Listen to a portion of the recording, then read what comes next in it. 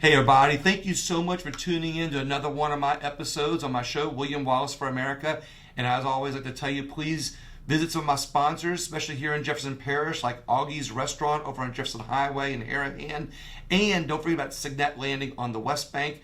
And if you want to have a hotel visit or a friend to refer, Parkview Historic Hotel on St. Charles Avenue. But with me today is Councilperson Jefferson Van Vranken, District 5 in Jefferson Parish. Thank you so much for coming on today. I really appreciate it. I'm delighted. I know we get to see each other at lots of different events and gatherings, and so it's nice to be able to sit down and talk. Well, one of the reasons, not just having people get a chance to see us talk, but also hear what we talk about at those events that we see each other. Yes. Because I think it's so important for people to, when you talk about politics, people want to shy away. But when you talk, all politics are local, yes, and you realize things going on in our community, and then when I see the things that you talk to me about that I think people want to hear in this video, and they'll hear it, but also to hear the things that you're working on. I think it's really important to show not only how it's all local, yes, and the involvement and the good things that you're doing. Let's inform some people. I think it's the best job in the world. I tell people all the time, I get to get up every day and work on the place where we live. I mean, what greater opportunity is there? Yeah. You can improve the quality of life, address people's concerns in some way. It's really a blessing and an opportunity. I'm very honored to be able to serve. I love that. I love hearing that. And again, all politics are local. Yes. But what I want to give people a feel for you that they might not know about before we really get about what you're doing in the district and everything. What your background? What did you do before you got involved in politics? Yes. I'm not rolling my eyes yet. I like to kid. I have hit the trifecta of hated professions. So I went into journalism. You know, people love to hate journalists. Right. I'm a lawyer by training. I graduated from Tulane Law. I'm still licensed in the state. People love to hate lawyers. And now politics. So I'm like, I've covered them all. I have enjoyed each. Because again, each of them gives you an opportunity to give back in a different way. And so I've loved them all, and I'm really enjoying this phase of life that's about public service. Well, you talk about the trifecta though. Yes. It's kind of, I don't want to say all public service because people don't see media as public service. Although it takes a special person to get the message out what's going on in the right way. And when you were on TV, you didn't do anything. You weren't doing things in an ideological way. You were actually just reporting the news like it should be. Yeah. I noticed that. And one of the things I think I'm sad to see journalism getting away from, and I think the journalistic community needs to think about this. When I came home after Katrina, I was working in Memphis, and when Katrina struck and really devastated South Louisiana, and Rita a few weeks later, I came home, and so I thought it was such a privilege at that moment to be passing along important information every day about how do we rebuild our lives. And so telling that story and getting the word out about how dire the situation was here so that the federal government would understand and help us in the way we needed, you know, it was really important. And so journalism can do a lot of good. And the thing they always need to think of, and John Snell at Fox 8 was kind of the head of the newsroom when I was at Fox 8, he would always ask, what is the viewer benefit in doing this story?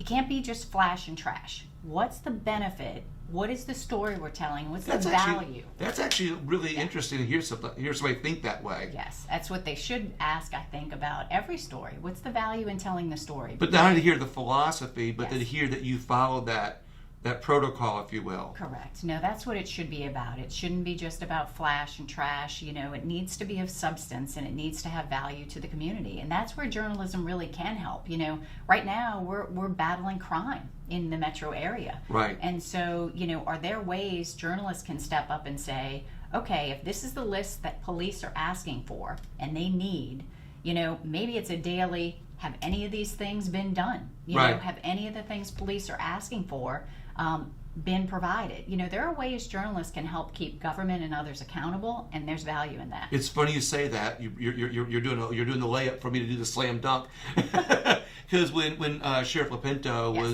was promoting the tax increase, you know, I interviewed him at his office, you know, to talk about that because I'm against tax increases generally speaking. And the reason why I could agree with him on that one, and actually wanted to use my media platform to inform the community on that, was because he said, I think it was since the 1980s since they had any kind of a tax increase. Correct. And he could show in the budget where he actually ran it, in a very efficient way, but just cost of living and everything was going up. So it kind of was at that point of, no return. I think you're right in the perspective of first being wary of new taxes and asking the questions. Because I know in Jefferson what we really try to do, and we have to go for our millages every 10 years back to voters and say, look, this is what we asked you for 10 years ago. We're not asking for more. We're asking for a renewal. This is how we've spent the money.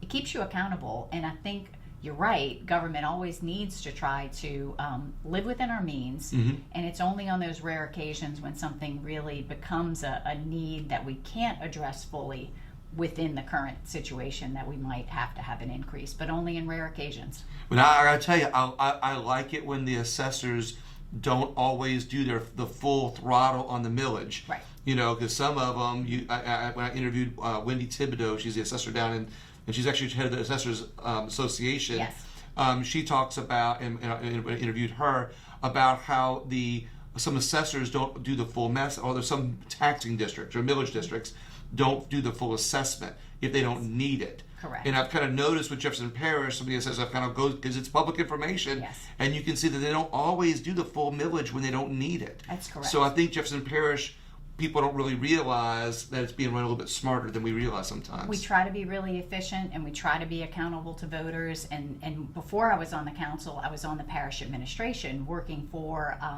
the parish president's office. And so then you're working with all 40 departments Right. of government. You're working with a lot of those millage departments or millage funds that allow the departments to operate. And so it gave me good insight into, how we have to use things and be accountable to voters before we'd ever ask for more. Right. And we try not to ask for more, because living within our means is important, and I think it's important to taxpayers. Now, you were the chief financial officer for Jefferson Parish. Is that Chief operating officer? Chief operating officer. Yes. Okay. So essentially, you're the. I think a lot of people realize that before you get an elected official, you actually worked with the numbers here, so you're on both sides. Correct. So the parish president is essentially at the top of the administration, and then we have roughly 40 departments of parish government, and so the COO, the chief operating officer, is right under the parish president and responsible for helping to make sure all of those departments are being run well, running efficiently. If problems arise, helping to fix that problem and address the issue. So it gave me a really broad perspective, Right. and a touchstone to every single department of parish government, from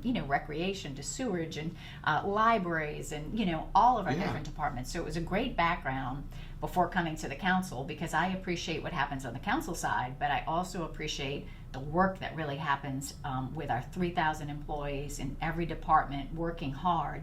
It's all part of what makes Jefferson. You have a lot of arrows in your quiver. Yes. I mean, you have a unique skill set when you think about it. I mean, most elected officials run our government, and they were, they're running our government from an elected point of view because they were just popular or nice, or for whatever reason. Sometimes it can be misconstrued that that's why they got elected.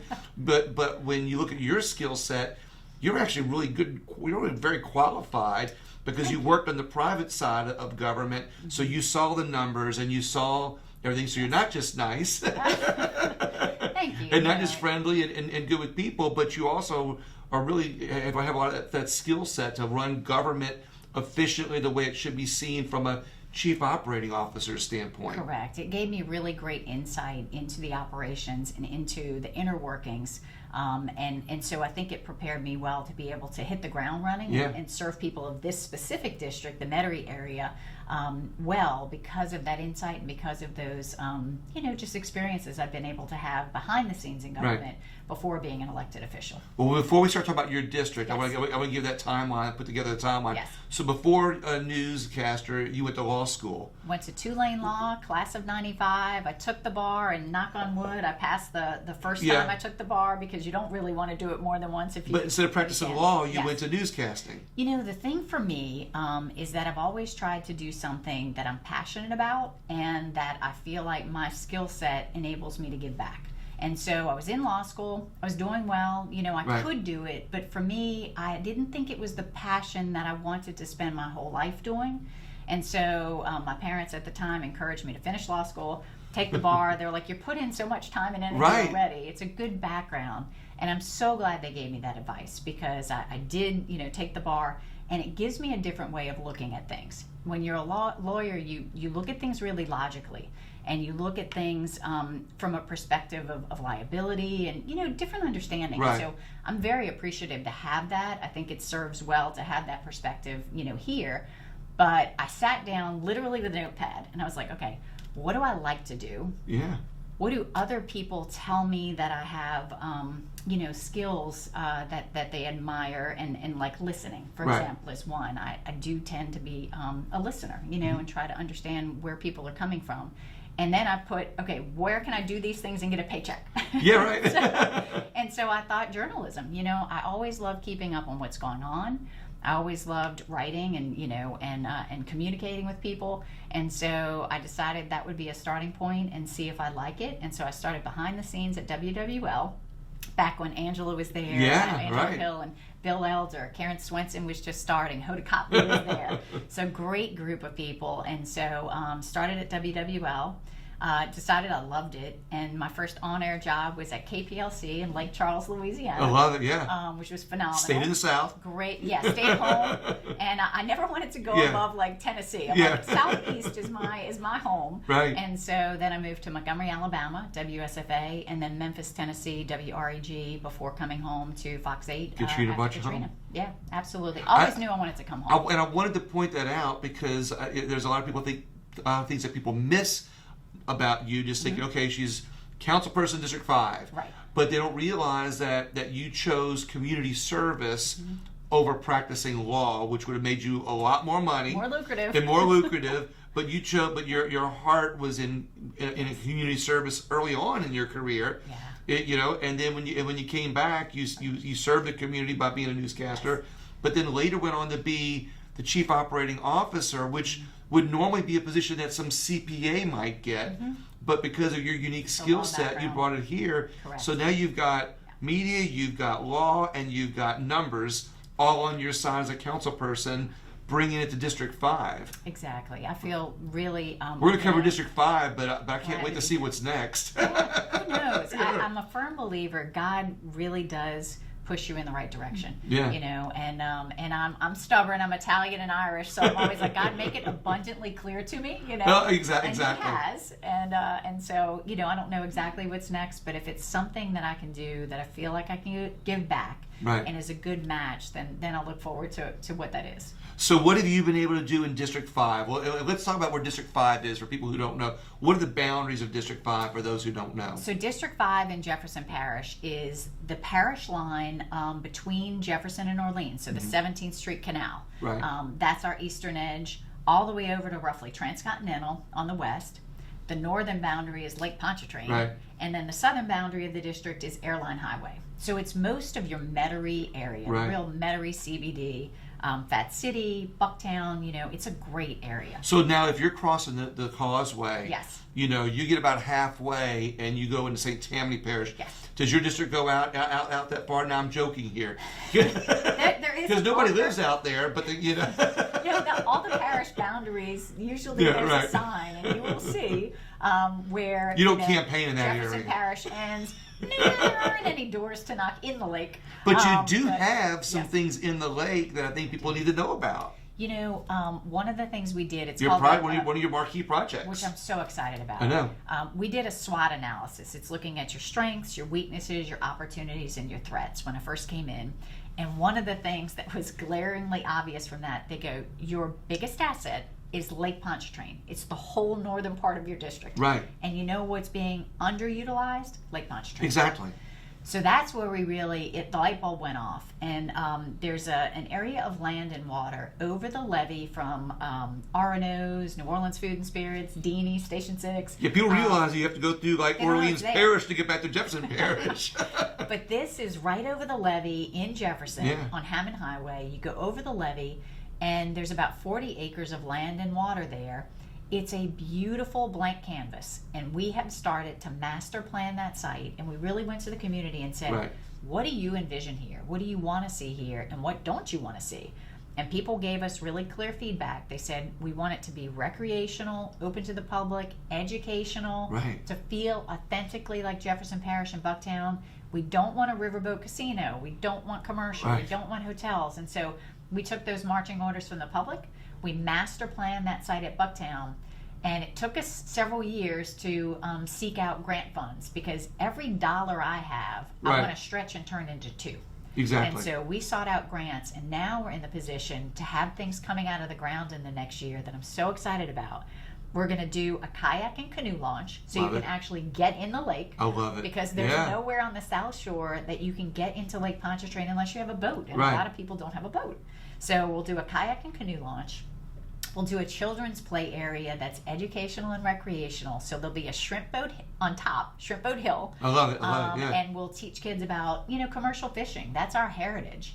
And so that's what you'll learn up top. And then when you slide down, to the bottom of the hill, it's like you will be a sea creature under the lake and Oh, learn love it. about the shrimp, the crabs, all of the sea creatures that are part of our economy, part of our heritage, part of our nature and our ecosystem. And so that'll be one of the things coming out of the ground in the next year. And you know what I like about this? Yeah. I think a lot of people don't realize how vibrant our lake used to be for shrimping and Yes. fishing and crabbing. Yes. And you go beyond Bucktown, where the boat, everybody remembers that picture, the boats coming in the 17th Yes. Street Canal. Correct. It's not there anymore, and Right. or ain't there no more. And, and if people Yes. realize how much shrimping and crabbing used to be a part of Lake Pontchartrain, and then it kind of went away.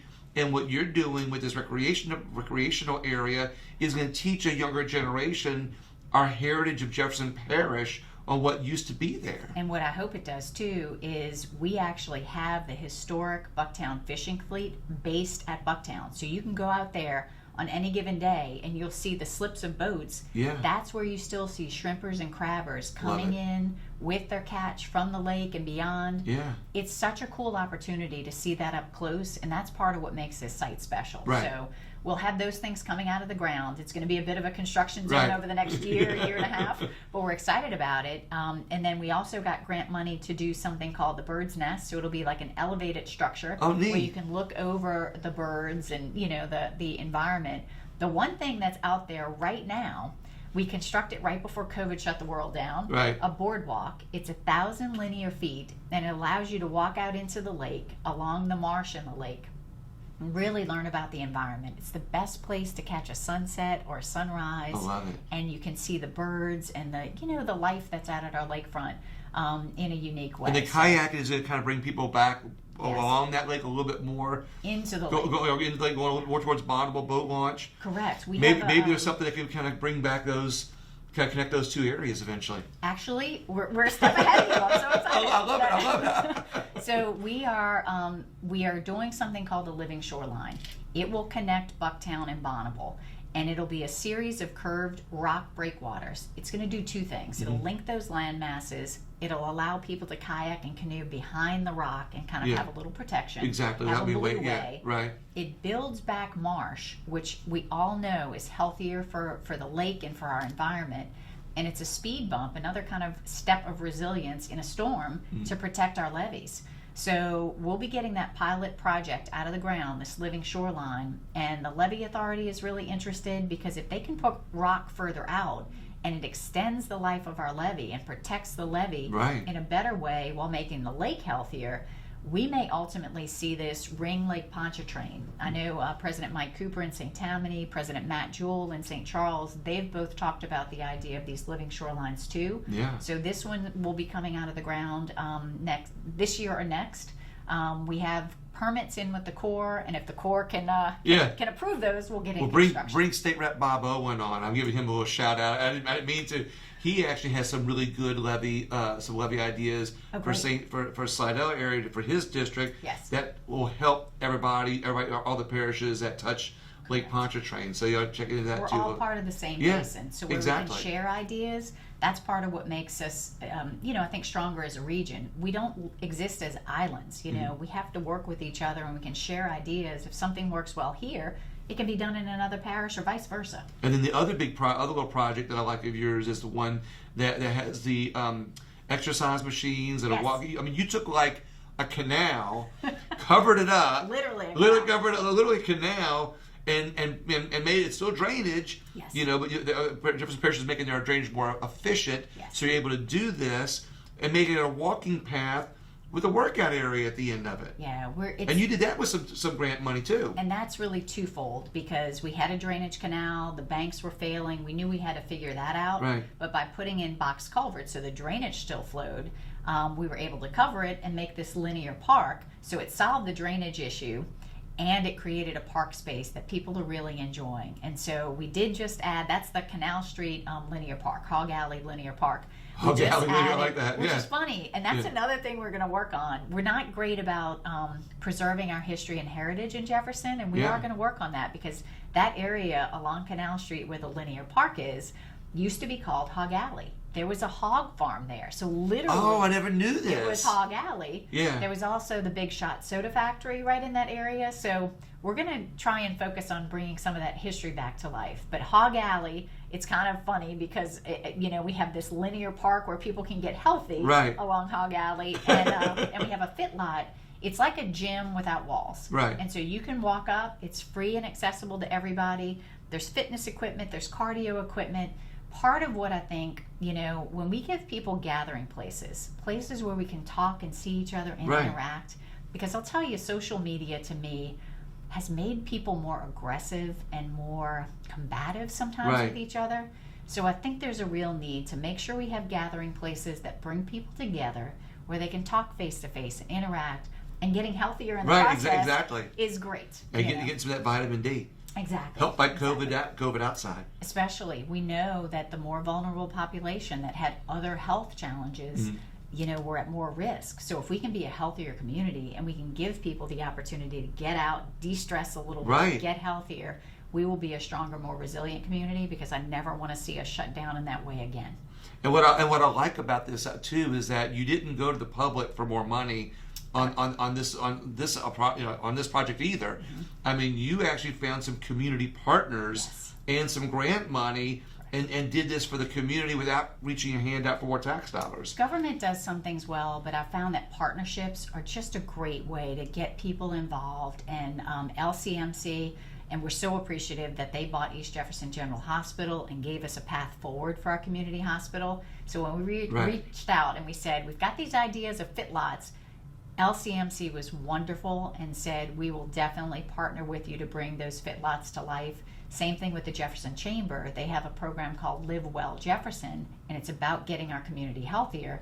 And the Chamber was immediately ready to partner too. So we're really appreciative of those community organizations that step up and help us so that, we can do it more efficiently. I like that your civic mindedness. Very much. And it's hard for me to say this without sounding too pro Jennifer Van Vranken. I'm okay with that. But I am, because I'm actually pro, not just you, because I know you as from all the events and on a personal level or friendship level, but I also know you. I interview a lot of elected officials, and it's funny. Some I talk to, and I won't say who, I go, they ain't doing anything. Like they're all talk, and the public knows that. But when I talk to you, and I see what you're doing, and I hear your plans, it really shows that you're working hard for the people in our parish and for our community. But it's more than just a job for you. It almost going back to how you chose media over law. Yes. It almost like it emanates from your heart. It really does, and I think people know if you're sincere. Right. And I don't know any other way. I mean, I grew up with a mom and dad that started a business, that worked really hard, and some days I'd go to nursery, but some days I was with them at the business. Right, exactly. And so when you grow up immersed in just people who are showing you work hard, that's what America's about. Oh, That's one of my biggest problems right now with the country. It's about opportunity, but you've got to work hard. Right. You shouldn't be handed stuff, you work hard. And so I grew up, with my mom and dad demonstrating that every day. So working hard is just, I think, how our family is wired. Yeah. And so this opportunity, and it's limited. You only have, 2 terms. Right. And so I'm racing the clock to get everything that I want, to be able to You're in your get second done. term. I'm in my second term. How so many I years have in your second term? Year and a half. Okay. And we really lost 2 years to COVID. Right. You know, when we were focused on those things, it was harder to keep these things moving. So I really am trying to race the clock on getting some of these things out of the ground. And then my term will end in December of 23. So that'll be, you know, And my opportunity. and the council, the council Yes. districts are on different election cycle than the parish-wide. How those overlap, or how they? Some do overlap. Right. So the parish president and the council will all be up at the same time. It's also the same time as the governor. Okay. So we will hit a big election cycle. Oh, wow. In 2023. It will be all of those statewide races as well as Jefferson races. Some other surrounding parishes are on different cycles. So like Orleans is not that same year. So since it's all in that same year, Yes. I want you to talk to all these other people, because I think some of the things that you're doing here could be great examples for some of these statewide people, you know, to help show them all politics are local, and I repeat that for a reason, you know, but when you take these same concepts on a state level, you know, that, hey, this is what our communities need, but when an elected official can expound upon that on a state level, I think it's very, very important. Well, you know, things like our state parks. You know, the grant that we got for Bucktown is a Land and Water Conservation Fund grant. It's making a lot of things possible out in that space. Can the same be done? Yeah, in other communities? And can we look at our state parks in a way that we need to make sure we're Right. continuing to attract people and to have good quality Yeah. offerings? And so, yeah, there could be some synergy there that if we can show what we're Show doing. and doing here and say, hey, look, we did this without dipping into the pockets of our taxpayers, and we did this as not, you know, and I hate to bring up quality of life, but it's always a thing people like to hear. I say it because I sometimes think it's overused. You know, sometimes it becomes, instead of being an action or to promote an action, it's used as a tool to get a reaction to what you're doing, and you don't seem to be using it for a reaction. You seem to be using it as an action to help instead of getting the reaction. It's sort of part of being well-rounded, I think, as a government, because first and foremost, you're about drainage, you're about roads, you're about street lights. I mean, you're about making sure you have a community that's functioning, and those needs are met. After that, though, you have to be mindful, people need to want to live here, and Right. people need to want to stay here. And so that's where some of those things like building out park spaces, upgrading our library spaces, you know, having community gathering spaces, landscaping, our major corridors. You know, a lot of people love Right. to fuss about, why are you spending money on landscaping? Why are you spending money The on statues art? on David Drive. But you're Not my not. district, not my district. No, but fortunately, you know, it's interesting where Jefferson has landscaped like along Veterans. Right. And I know recently we did the same on Causeway, which is Right. a major entrance to Exactly. Jefferson from the North Shore. Henry Shane, who's a wonderful lover I know, of the arts, I know. he donated some sculptures that we were able to place on Causeway. He's done the same with a number of the sculptures we have on Veterans. And we see two things. We see that it tends to increase property values around it, which is good, Right. because all of those businesses being vibrant means we have more tax dollars Exactly. you know, to put into things that are important. And then also we see that it deters some crime and graffiti and negative things, because when There's a studies community for that to back feels that up. better, yes, it's kind of like that broken window in reverse. Right. Once you have the broken window and it looks like it's not a place being kept up, things tend to get worse. Right. If you're showing that your community is clean and you know, landscaped and beautiful, it tends to deter some of that negative activity. So it's an investment. You know? I wish our statewide elected officials thought like this. Well, 'Cause- we've got some good Yeah. people out there. Yeah, we you do. know? No, we do. But I mean, so often, you know, many of and I say that I'm not saying they don't. Yes. You know, I'm just saying that I wish all of our statewide elected officials thought like this. You know, Well- because when you improve our communities, you know, on a local level, and you improve things on a state level, it brings more people in and brings in, you know, good policies, less taxes, Yes. better quality of life, beautification projects, bringing lower crime. I mean, you know, I used to, when I travel, I'd say, you know, people say, where are you from? And I'd say, oh, I'm from New Orleans. Yes. Because, you know, everybody knows where New Orleans is. Correct. And, you know, oh, you're from New Orleans? Oh, great. Think about that. You know, but I don't say that anymore. You know what I say now? I say I'm from Jefferson Parish. And people say, well, where's Jefferson Parish? That's a reaction, Right. You know. And I'll Sure. say, I'll say it's a suburb of New Orleans that you really need to look into. And I want more and more people to think that way, because I think that Jefferson Parish, you know, and especially when you're talking about bringing back the heritage on you know, Yes. with little things like the lakefront, you know, and Hog Alley and whatnot. When you start making that connection, you know, our region grows, our people benefit from not only better quality of life, but higher property values, better jobs, better standards of living. I think it's a wonderful thing. I'm really bullish on Jefferson as well. Yeah. But I always acknowledge we do not exist as an island. And so my counterpart in New Orleans, Joe DeRusso, we work on a lot of issues together because we're literally right there, separated only by the 17th Street Canal. Exactly. So when we talk about crime, we know criminals aren't always looking at a parish line. Right, exactly. And so some of those things where we can work with each other, drainage, you know, that one pump station on the 17th Street Canal drains Old Jefferson, Old Metairie, and parts of New Orleans. Right. So again, we don't exist as an island. So while I'm happy with the progress Jefferson is making, I'm mindful that we have to help each other as a region, and we have to make sure whatever issues are threatening our region, we work on together, because you know, we don't exist alone. I like how you brought that up. Yeah.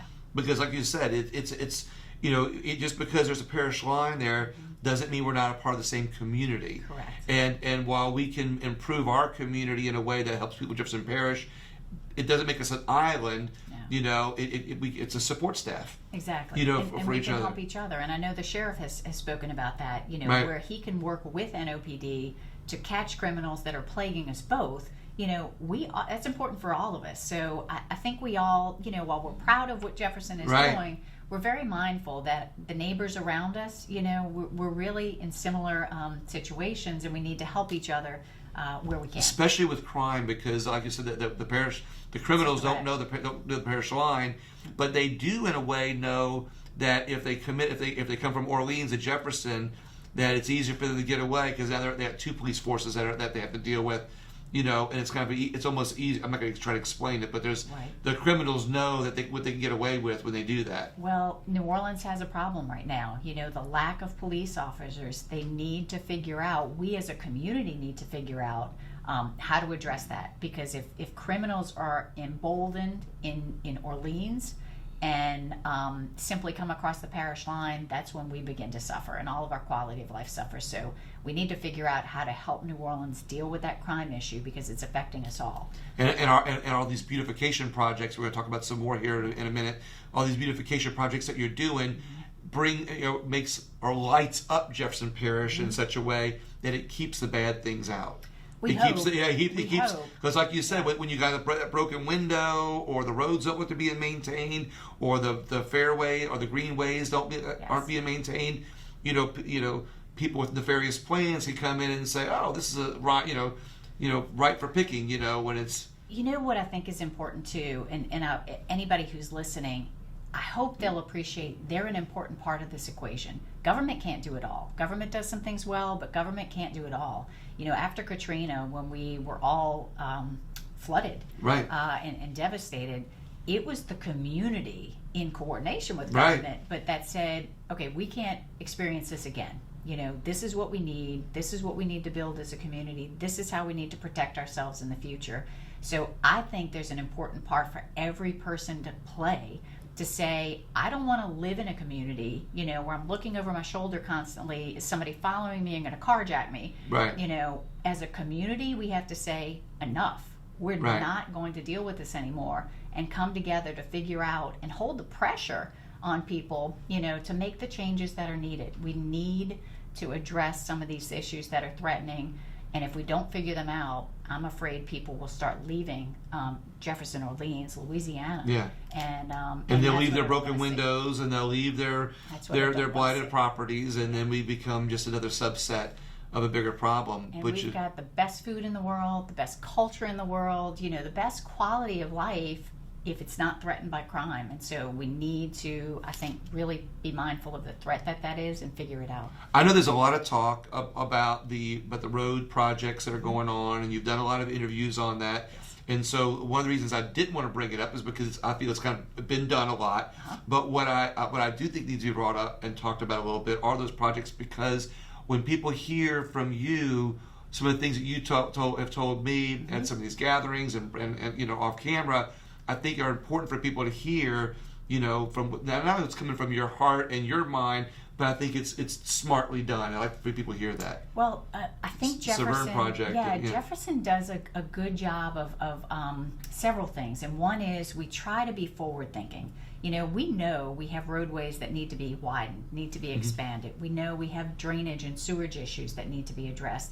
So a few years ago, actually I think it was 2015, if I'm remembering correctly, or 2016, we put out a road bond program and a sewer bond program where we gave voters a list of projects. So you could hold us accountable, like the projects are listed. Oh, wow, you mean there's public record to be accountable? It was on the ballot. I love it. It's not a black hole, right. Give us this money. Yeah. It was, these are the projects we think that are important for the future of Jefferson, in our roadways, our sewer, those kinds of improvements. And fortunately, voters were supportive. And so now that's what we're doing. A lot of those projects you see coming out of the ground are the improvements that voters said, okay, I'm on board, now you be accountable and get these things done. So we always look for opportunities also to stretch our dollars. And so Severn, for example, while it's a bear of a project and I really want to see it wrap up, it was ripping up all the lanes of Severn to put down larger drainage underneath, then putting the concrete back, then finishing off the roadway and sidewalks and all of those things. So it was always supposed to be 2 years, always a major, like a $12 million project. Right. But we waited for an opportunity to tap into federal funds so that 80% of that project is federal, 20% is local. So you didn't have to go to the taxpayers for the whole $12 million. No. You all, as elected officials, were advocates for the taxpayers. Correct. And went and got some federal dollars to take care of a project, so it wasn't all out of the taxpayers' pocket. Now, look, it's all taxpayer money. I don't want to be exactly. No, federal or local, but we do. We try to look. But when at you're always every opportunity when they're always draining that dollars. local money, it becomes it doesn't stretch as far. Correct. And so you have to keep going back to those taxpayers eventually. But when you stretch it on a federal level, now they're getting that. Now the taxpayers, what you're doing is not just stretching it. You're giving a taxpayer double benefit. Correct. They're not only getting advantage of their local dollar taxes, they're getting advantage of their federal tax dollars also on a local level. And it makes that drainage improvement work, because otherwise it would take us a lot longer to assemble that 12 to 14 million on our own. Right. And so we look so for it'd be a those 2-year project, it'd be a 20-year project. Exactly. So it could be much worse. Yeah. It's a 2-year project. Now we're into year 3, and people always ask why, right. And it's important because they have the right to have us be accountable. You must want them to. So absolutely. And so it's always a good conversation. Last year we had more rain days than I can remember. When you have to pour concrete, that's not good. Right. And also, coming out of COVID, I don't know where workers are, but every industry that I talk to, they're all looking for employees. Right. And construction's no different. Parish employees, we're looking for employees. So I don't know where people are and how they're feeding families without working every day, but that, and supply chain issues. So all of those things are impacting our projects just like they are anything else in the world. Right. So that's part of the delay. Yeah, it's the supply chain and staff shortages, rain days, and then like any do-it-yourself project at home, there's always something unexpected that comes up. Same with this project. We found an issue under the roadway at West Esplanade and Severn that had to be addressed. That was another $1 million, but we had a leak and it was washing out the soil, so we had to fix that before we put back the roadway. Exactly. You don't want to put back the roadway and then dig it up. Well, that's how New Orleans does it. Well, I'm so appreciative I know. that Jefferson, for the most part, really, we have amazing employees who are very conscientious and try to do it in the right manner. Exactly. And we try to be mindful that a taxpayer does not want to see something put down and then ripped up. Right. So we do try to have that mindset. I'm not trying to criticize as much, but it is kind of a running joke. And when you look, and again, we're talking about Jefferson Parish in Louisiana, but this is what's going on all over our country. So that's why I think it's important when I do the local things from a national show to be able to really focus on what people can do all over our country and what to look for in an elected official who's working hard for their district and thinks responsibly and thinks out of the box, if you will, to not have to go to the taxpayer all the time. What about Lakeside Mall? I mean Clearview Mall. Actually, both. I'm blessed to have two of those. Yeah, you have malls two exactly. Lakeside Mall, the owners of Lakeside Mall, the file organization, they keep investing in Lakeside, and so it has made Lakeside Mall really buck the trend nationally. Yeah. It's still a destination. It is responsible for 5% of our entire parish-wide sales taxes. So it's significant. How much? 5% of our overall sales tax for the entire parish. Yeah. We go all the way down to the Gulf of Mexico. Yeah. That's Lakeside. So we're so glad that is still an economic engine for us, and that the ownership at Lakeside is keeping it up. Right. Clearview, again, we're really appreciative. The family that owns Clearview, they knew we need to re-envision. We need to reinvest. We need to transform this mall to make it relevant, to make it successful. And they are undertaking that. They have a phenomenal plan to turn it into like a live, work, play. Right. So they're having some apartments that are already in construction. They're going to open up the mall so that it won't be such an indoor space, but will be much more like you see in other places in the country, like an outdoor walking experience. Yeah. And have some opportunity, they said, for like food trucks and festivals. And, they have a great plan that I think is going to bring that Clearview Mall into the future. And so it doesn't wind up on the list of ain't there no more. Yeah, exactly. It's really nice to see. How long has this family had the mall? They've owned it historically. And so it's the same family, and now Thomas Richards is sort of the head of the family and the head of these renovations. He's a phenomenal guy, really just great person, and has a great vision for the future of that mall. So his father or grandfather was the one who found that land for Clearview Mall? The family, yes. That's amazing. It is, and that's part of what I think makes our culture interesting. And it's like I always knew, even if I moved away, I was coming home. Louisiana really brings you home. I guess people don't realize that Jefferson Parish has some of that uniqueness that Orleans, like you think of New Orleans, and people think of French Quarter or the different heritages there of that melting pot. But I don't think people really realize that we have our own unique heritage here. I mean, when Metairie was growing, you had all these businessmen coming out and basically starting at the parish line, going down, finding their property, and some got 1 lot, some got 10 lots, and whoever the Richard family was, said, a mall right here will be good, and it's a gravel road at the time, but to look at what that family has done for Jefferson Parish, when they had that forethought, to put a mall there. And now that family is still investing in this community, in a way to take it to the next generation or the next, We have an interesting history and a heritage, and we're not good about reminding ourselves of that and celebrating it. So one of the things, we just talked to Catherine Campanella, who's a local historian, and she's written all kinds of books, Lost Metairie and things on the lakefront. So we just talked about looking at our district and looking at unique things historically that people may have forgotten, like Hog Alley. Wait, what's her name again? Catherine Campanella. She's a great local historian, she and her husband and both. And so they're going to work with us on pointing out places in the Metairie landscape that people may have forgotten or not know. Indian Mound. When you look at a map around the Bonneville area, it will still say Indian Mound. And people have lost the history of knowing that we had Native Americans who lived in that space. And my husband will tell you, as a kid, he used to go out there looking for arrowheads. Oh, really? We aren't good about telling that history. And so I'm hoping she will help us correct that, where we can put out some cool signs that are like, meet Metairie. Like, this is our history, this is our heritage, and really help people celebrate there's two Civil War for it. Or there's a I say Civil War, but it's more even before the Civil War. There were forts. There was a fort by, I forget what the name of it is, over by Oxnard Hospital. And there's another one, where it was in Metairie. This area of Elmwood, where the Yenny building sits, actually has a history in that as well, of being a fort and having a history that most people probably don't know. Or haven't, maybe if you ask an old timer, they'll remember. But so many people, I think, need to be reminded that Jefferson has its own cool history and heritage, and we hope to be able to celebrate that. I love that. And I love the fact that you got that you're looking at all of that, and plus, of modernizing our community. Is there anything else that you want to point out? Okay, since you mentioned modernizing. I love it. Yeah. This will be, I know we've talked a while, but we are working on a train app. we have to be able as government to use technology to be thinking about how can we do things better, how can we serve people better. Right. And so the people in my district really complain about, and understandably so, the train along Metairie Road interrupts daily life constantly. And if a train is sitting there, it interrupts where you need to get for your family or your business. So we thought there has to be a way to give people a heads up when a train is coming, so that I can stay at home and get a few more things done, or run an errand and not sit and wait on the train. Exactly. So we're developing, I think, the first of its kind train app. There's a company that is working with us, and we hope to unveil it later this year.